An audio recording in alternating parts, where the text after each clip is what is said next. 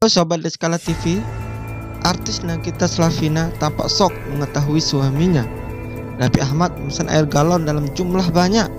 Dalam video yang diunggah melalui kanal Rans Entertainment di YouTube, dia kaget melihat ada satu truk membawa air galon. "Sayang, buat apa? Di rumah 10 galon saja sudah cukup," kata Nagita Slavina.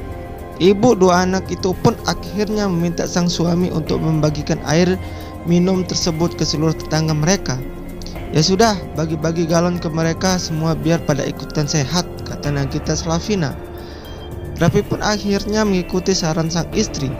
Dia membagikan air galon Le Mineral yang sudah dipesannya untuk tetangga. Dengan mengendarai truk bersama sang sopir, Raffi berkeliling membagikan air galon tersebut. Dia melakukan hal tersebut karena ingin semua tetangganya minum air minum dari galon yang lebih bersih dan sehat. Walaupun sebagian orang sudah mengatakan sekarang ini endemi, tetapi kalau yang namanya kebersihan dan kesehatan harus tetap dijaga, tutur Raffi.